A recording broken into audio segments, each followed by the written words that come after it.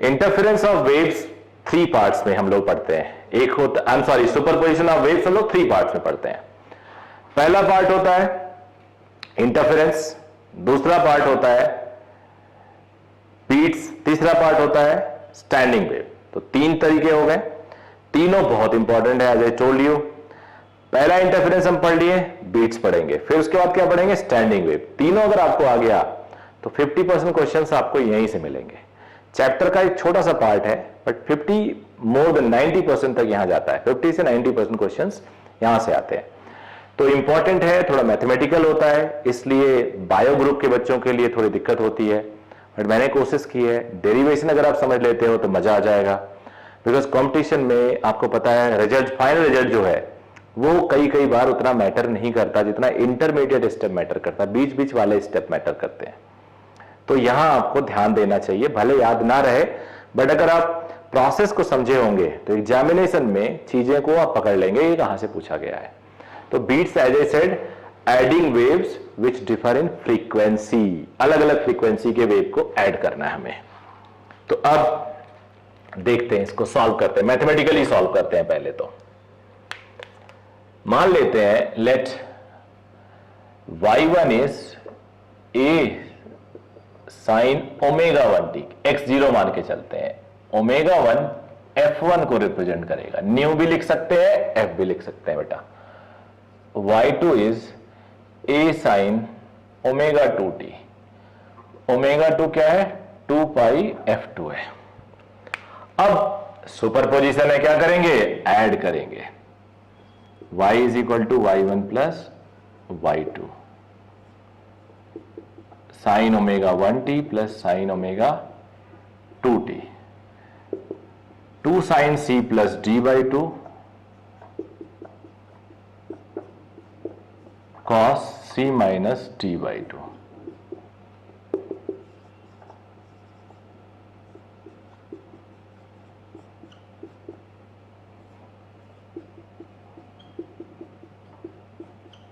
ये आया, वेरिएशन ये दे रहा है, इसे हम बड़ा एम्पलीट्यूड मान लेंगे, रिजल्टेंट का एम्पलीट्यूड।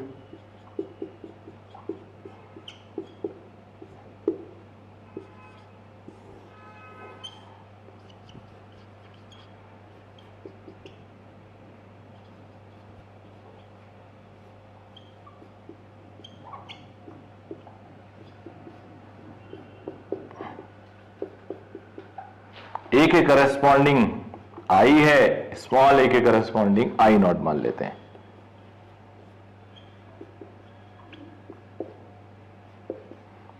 स्क्वायर होता है, सॉरी। तो ये दोनों आपने देख लिया।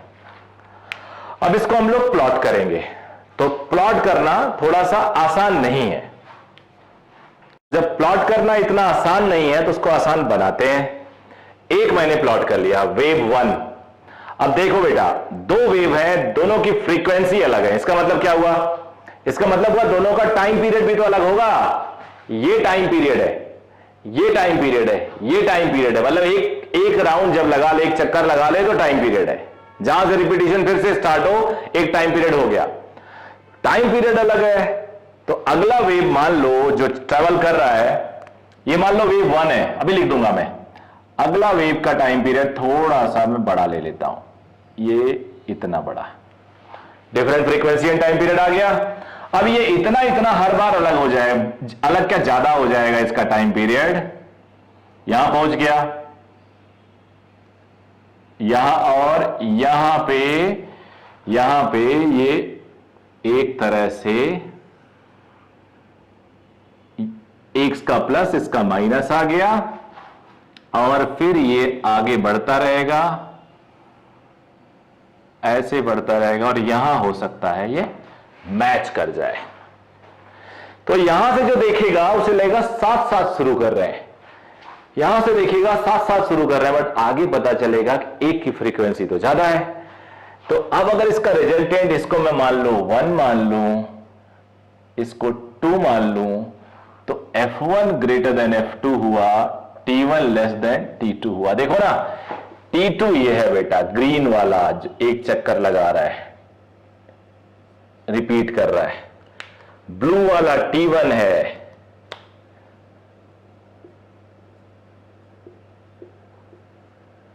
यहां तक, तो T2 बड़ा है T1 से, फ्रीक्वेंसी उल्टी होती है तो F1 बड़ा F2 से। अब इसका रिजल्टेंट ड्रॉ करना कोई टफ नहीं है। यहां पे एक का पीक दूसरे के पीक से मैच करा, नेट 0 हो जाएगा, यहां पे दोनों का नेट मैक्सिमम हो जाएगा।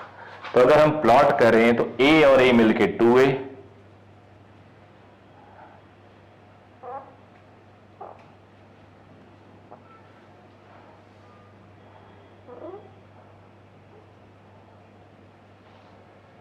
ऐसे,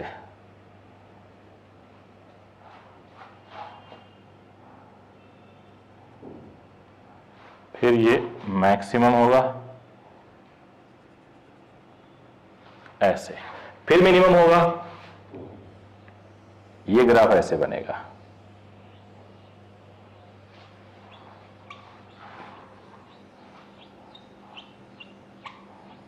फिर नीचे जाएगा, एक कंप्लीट करेगा, फिर आगे जाएगा। मतलब अगर देखोगे तो तुम्हें कुछ ऐसा दिखेगा,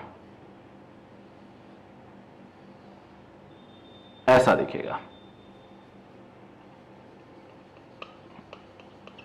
बीट फ्रीक्वेंसी, हार्ट बीट की आप फ्रीक्वेंसी देखते होगे।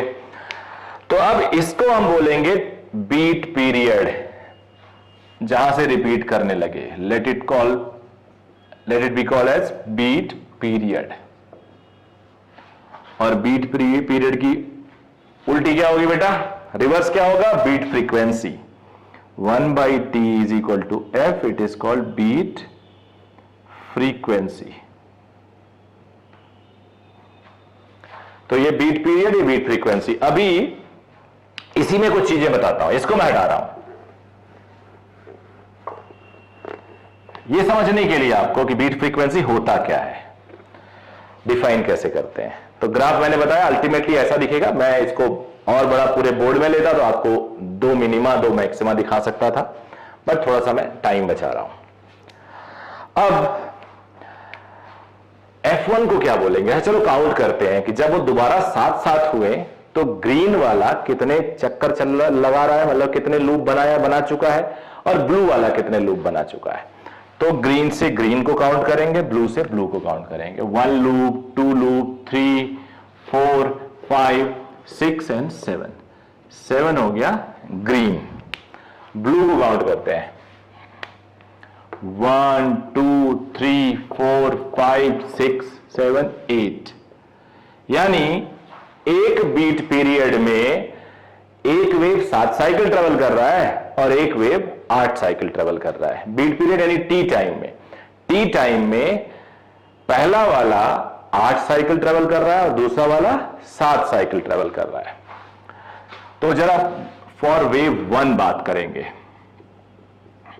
डेफिनेशन या डेरिवेशन देखना ध्यान से। Number of cycles in 1 second is F1। Frequency की डेफिनेशन क्या होती है, नंबर ऑफ साइकिल्स पर सेकेंड। तो 1 सेकेंड में F1 cycle, number of cycles in T second F1T। फिर for wave 2, number of cycles in 1 second F2, number of cycles in t second F2t. As per this diagram,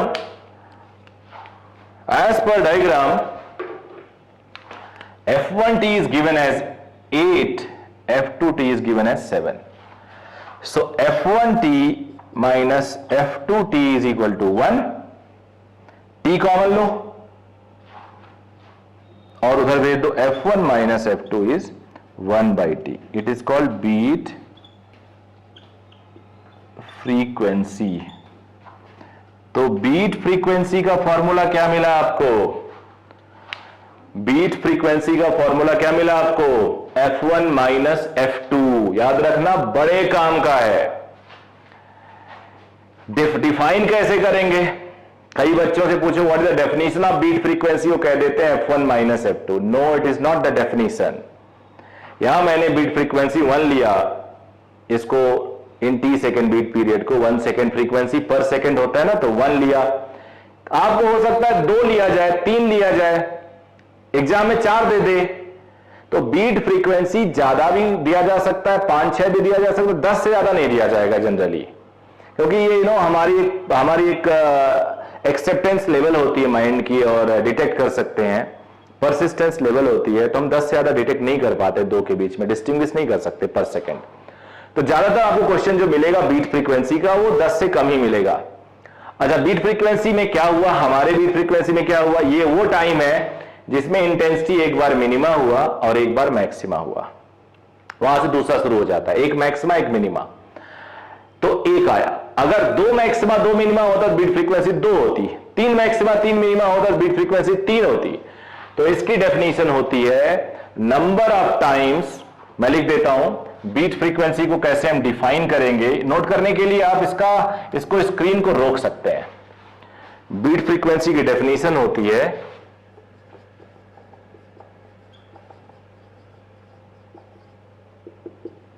number of times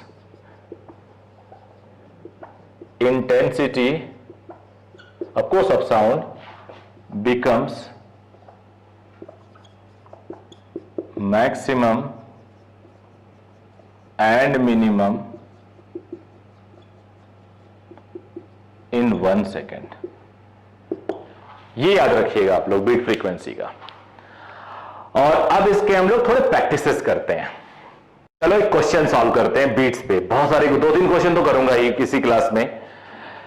2 sound notes, source of sound of wavelength this and this respectively, ये दिया हुआ है, they are producing 4 beats per second with a third note of fixed frequency।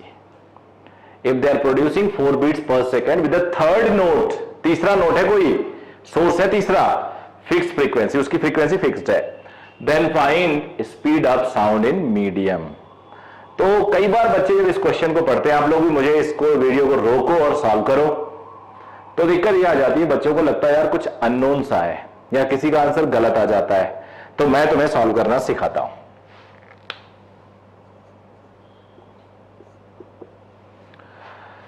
λ1 पहला मान लो ये है λ1 90/78 metre, तो frequency होती है v/λ। देखो बेटा, स्पीड ऑफ साउंड उस मीडियम में तो सेम होगा, तो v मैंने v रखा, v1 नहीं लिखा, तो 78 ऊपर चला जाएगा, v/90 पर सेकेंड, हर्ट्ज या पर सेकेंड। 2 का λ2 इज गिवन एज 90/76, 76 यहां ये दिया हुआ है, तो F2 हो जाएगा v/λ2 76 v/90 पर सेकेंड। ये हो गया फ्रीक्वेंसी 1, फ्रीक्वेंसी 2। अब दोनों थर्ड नोट के साथ बना रहे हैं 4 बीट्स पर सेकेंड। तो कई बच्चे इसमें गलती क्या करते हैं, आपस में ही 4 बीट्स दिखा देते हैं, F1 - F2 4, यही हो जाता है गलती आपसे। अब थर्ड नोट ये है मान लो, उसके साथ F1 और F2 दोनों 4 बीट्स बना रहे हैं, 4 बीट्स। यहां यह पता चला है कि F1 बड़ा है F2 से। अब इस क्वेश्चन को 3 तरीके से सॉल्व करते हैं, हिट एंड ट्रायल मेथड, कोई फॉर्मूला नहीं है F1 - F2 is equal to beat frequency के सिवा, तो कई बार हिट एंड ट्रायल लगाते हैं। तो कई बार बच्चों को लगेगा यार F1 - F is 4 and F2 - F is 4, beat frequency मतलब डिफरेंस हो गया। तो अगर दोनों को डिफरेंस 4 के साथ करोगे तो तुम्हें सॉल्व करने पे F1 is equal to F2 मिल जाएगा, विच इज रॉन्ग, गलत है ये। कई बच्चों को लगेगा कि F - F1 4 है, F - F2 4 है, यहां भी सॉल्व करोगे तो F1 is equal to F2 आ जाएगा, विच इज रॉन्ग, ये भी सही नहीं है। अब थोड़ा दिमाग दौड़ाओ, F1 बड़ा है, F2 उससे कम है, तो F उनके बीच में हो सकता है। तो अगर हम लिखते हैं F1 - F4 और F - F2 4, तो दोनों को सब्ट्रैक्ट करने से आपस में इनका 8 बीट्स आएगा। ये पॉसिबिलिटी वर्क कर सकती है, इसमें इक्वल नहीं आया, F1 माइनस F2 8 आया, और आपको पता है F1 बड़ा है। अब F1 है 78, 76, अब ये हो जाएगा, थोड़ा इंक ज्यादा हो गया है, 2V/90, ये 4V is equal to 360 metre पर second, which is quite obvious. तो स्पीड ऑफ साउंड क्या आया, इसका आंसर क्या आया, 360 मीटर पर सेकेंड। अगले क्वेश्चन सॉल्व करने से पहले कुछ छोटी छोटी बातें। मान लो एक वायर है, ये वायर है, इसकी फ्रीक्वेंसी होती है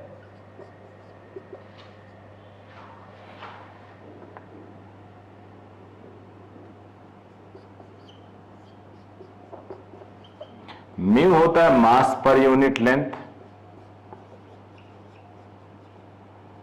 M/L लिख दूं तो फ्रीक्वेंसी होगी एक तरह से ये हो जाएगी। अब इस वायर पे वैक्स लोड कर दें,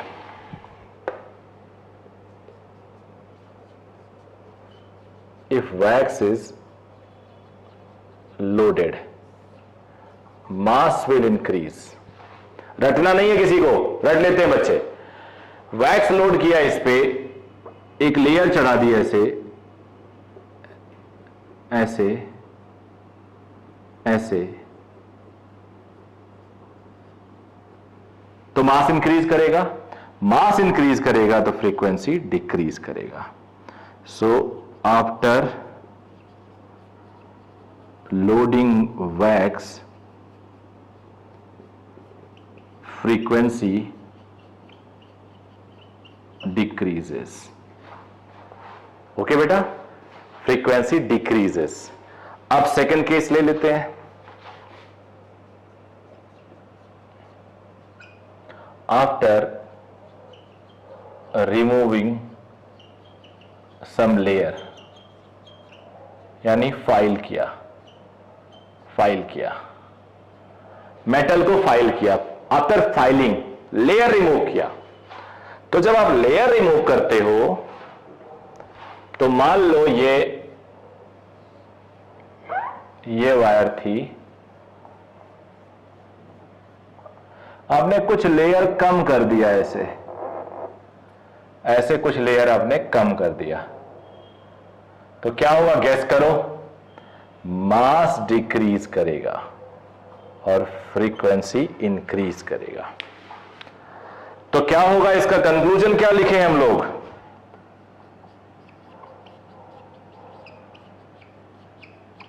फाइलिंग और removing layer, frequency increases, frequency increases. अब एक टर्म और जानते होंगे आप लोग, ट्यूनिंग फोक। इसी के साथ हम लोग इसका ऑसिलेशन कराते हैं और फ्रीक्वेंसी देखते हैं। तो अब इस पे बेस्ड क्वेश्चन हम लोग करेंगे, लेकिन ध्यान देना, वैक्स लोड करने से फ्रीक्वेंसी डिक्रीज होती है, मास बढ़ता है, फाइल करने से फ्रीक्वेंसी इंक्रीज होती है, क्यों होती है, मास घटता है। रटना नहीं है, लोड करने से डिक्रीज होता है, हटाने से इंक्रीज होता है, ऐसे चाहो तो दिमाग में रख लेना। फिर क्वेश्चन सॉल्व करते हैं हम लोग। एक और क्वेश्चन लेके आए जो थोड़े और जो आपके डाउट्स है ना वो उसको भी क्लियर करेगा। सुनो जरा, tuning fork is producing 4 beats पर second with a wire of with a metal wire. कोई टॉट टाइट होना चाहिए, टेंशन तो होगा ही। Frequency of tuning fork is given 400 hertz. Beat frequency remain same, पहले 4 बीट दे रहा है, कह रहा है beat frequency remain same even after loading small amount of wax on wire. जबकि आपने पढ़ा है मास बढ़ाने पे फ्रीक्वेंसी घटती है, लेकिन कह रहा है बीट फ्रीक्वेंसी सेम है। Find initial frequency of wire. Option में 400, 404, 396, 408 है। अब इसी को हमें सॉल्व करना है। तो बिल्कुल आसान क्वेश्चन है, हिट एंड ट्रायल रहेगा, कोई डायरेक्ट मेथड नहीं है एक्सेप्ट F1 माइनस F2।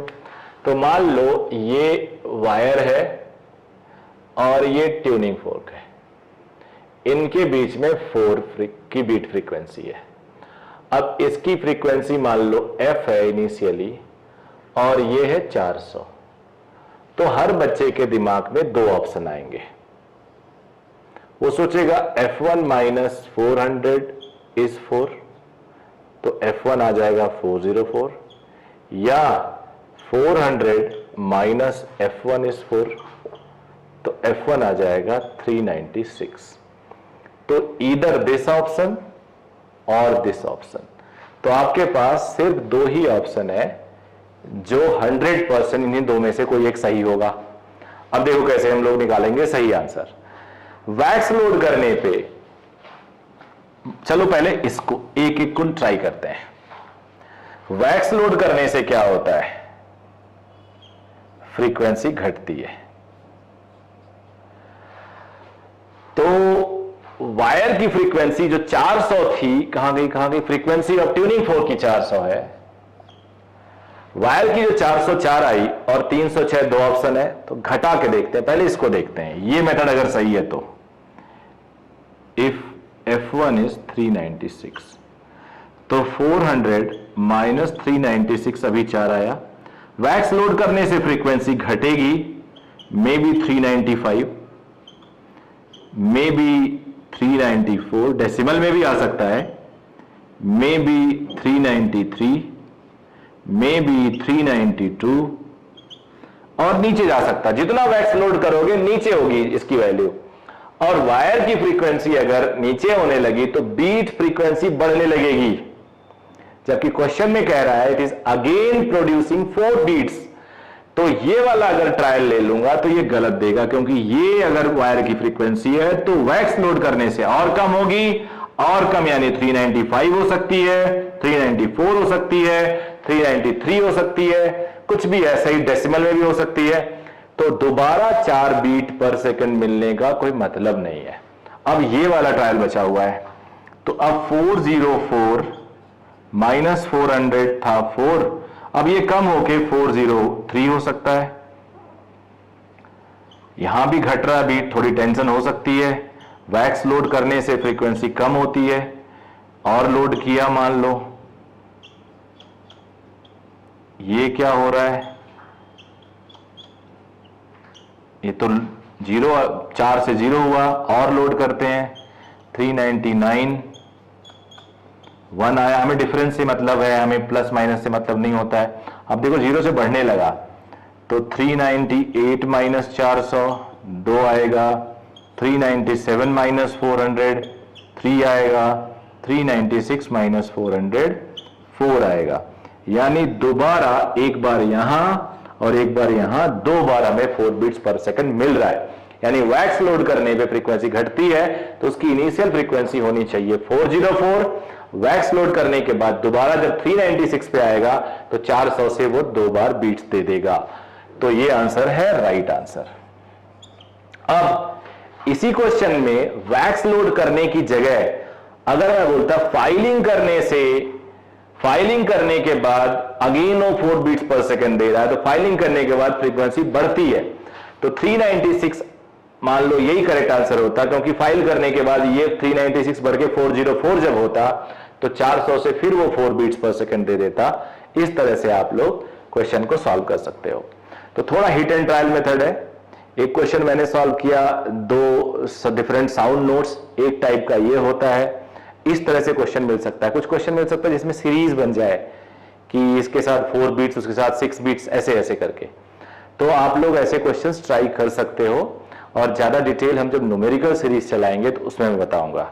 तो छोटा सा ये बीट्स था, आई होप बीट्स क्लियर हो गया होगा परफेक्ट। इसके बाद हम लोग आगे पढ़ेंगे स्टैंडिंग वेव्स। 3 पार्ट हैं जो इसके, ये तीनों पार्ट इस तरह से खत्म हो जाएंगे।